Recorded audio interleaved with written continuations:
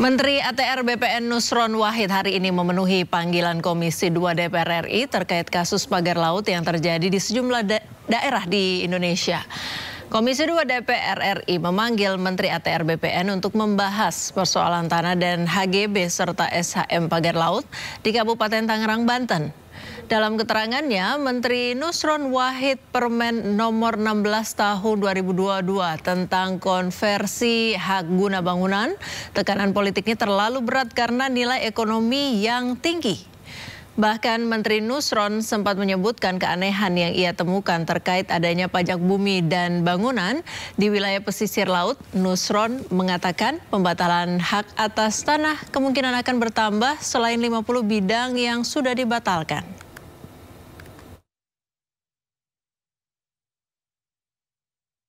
Permen 16 tahun 2022 ini harus dievaluasi. Pelimpahan kewenangan pemberian hak maupun konversi hak tentang HGB badan hukum kepada Kantah itu memang terlalu berat. Sehingga kita mengambil pemikiran memang dalam waktu singkat ini akan kita limpahkan di wilayah Kanwil sama di pusat saja, di kementerian. Untuk yang pemberian hak HGB mulai 0 sampai 5% mungkin ada di badan hukum, mungkin ada di provinsi. Yang setelah 5 hektar itu sampai 25 ke atas kita ambil ke kementerian. Karena memang sangat berat sekali. Tekanan politiknya HGB itu sangat berat. Apalagi kalau daerah-daerah kota-kota besar yang mempunyai tingkat nilai ekonomi tinggi, pemberian HGB jangankan setengah hektar, jangankan 1-2 hektar, setengah hektar saja. Kalau itu di Jakarta, kawasan-kawasan yang tadi disebut oleh Pak Ketua, itu tekanan politiknya tinggi. Karena Pak, nilai ekonominya juga tinggi. Dan kadang-kadang memang ada Kantah kita yang kuat menghadapi tekanan, ada juga yang tidak kuat. Untuk mengetahui informasi terkini mengenai rapat Komisi 2 dengan Menteri ATR BPN terkait pagar laut di Tangerang, kita bergabung bersama Kevin Pakan yang berada di Gedung Nusantara DPR RI. Selamat sore, Kevin. Ya, Kevin, apa yang menjadi highlight dari rapat Komisi 2 dan Menteri ATR BPN? Ya, selamat sore Priska dan pemirsa. Memang selama kurang lebih 4 jam ini rapat kerja antara Komisi 2 DPR RI dengan Kementerian ATR BPN telah berlangsung, di mana tadi selesai sekitar pukul 15.30 waktu Indonesia Barat. Tentunya terdapat sejumlah hal yang dibahas dalam rapat kerja kali ini. Di antaranya yang pertama tadi dari pihak Menteri ATR BPN Nusron Wahid menyampaikan terkait dengan kinerjanya atau apa saja yang telah dilakukan selama 100 hari menjabat sebagai Menteri ATR BPN, diantaranya berkaitan dengan kasus agraria dan juga mafia tanah. Seperti yang disampaikan tadi bahwa setidaknya hingga November tahun 2024 ini terdapat 48.000 kasus mafia tanah yang terjadi di Indonesia.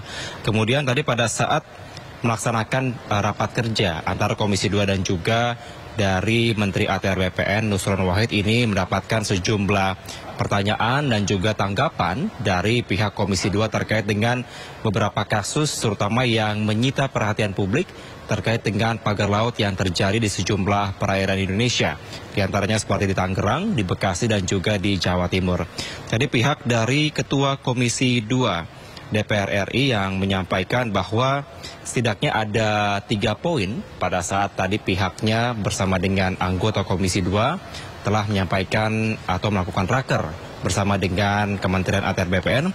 Yang pertama, pihaknya mengapresiasi terkait informasi yang disampaikan dari Menteri ATR BPN Nusron Wahid bahwa sampai dengan saat ini ada 50 sertifikat yang dibatalkan di 50 bidang tanah yang memang sampai dengan saat ini menjadi polemik di daerah Tangerang.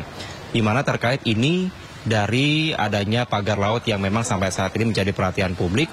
Dari total ada sebanyak 263 sertifikat yang memang secara keseluruhan bila dihitung. Tadi ditanyakan dari pihak Ketua Komisi 2 mengapa hanya 53 saja yang telah dibatalkan. Tadi pihak dari Menteri ATR BPN Nusron Wahid menyampaikan bahwa sampai dengan saat ini untuk sisanya masih dilakukan proses lebih lanjut karena memang tidak bisa dilakukan secara menyeluruh namun bisa dilakukan secara bertahap.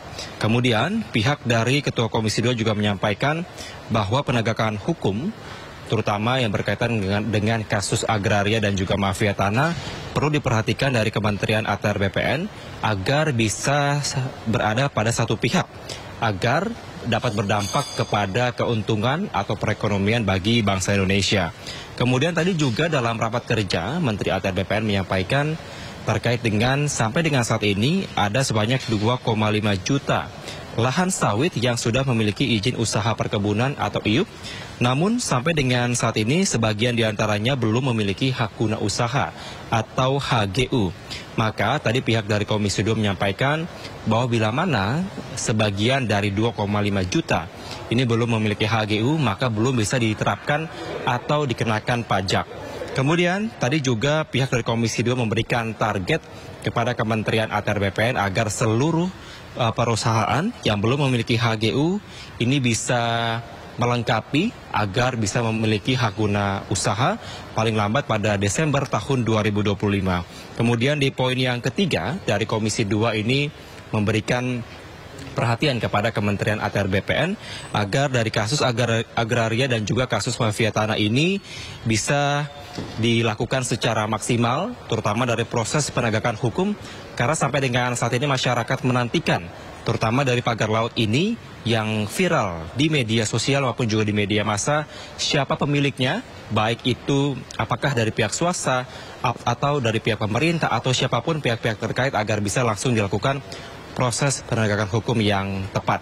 Kemudian tadi pada saat selesai melaksanakan rapat kerja antara Komisi 2 dan juga Kementerian ATR BPN, dari Menteri ATR BPN Nusron Wahid menyampaikan setidaknya karena adanya kasus pagar laut di Tangerang ini setidaknya sudah ada 8 pegawai yang diberikan sanksi, yang mana tadi disampaikan bahwa ke-8 orang ini adalah merupakan orang-orang yang memang memberikan atau menyerahkan penerbitan sertifikat itu sendiri. Di mana tadi tidak dijelaskan secara lebih rinci dari Nusron Wahid, namun dari dirinya menyampaikan bahwa kalau dilihat dari aspek administrasi, kemudian dari aspek yuridis, ini telah sesuai dengan prosedur yang ada. Namun ketika dicek di lapangan begitu bahwa tidak adanya bentuk atau bentuk fisiknya ini tidak terlihat atau tidak ada.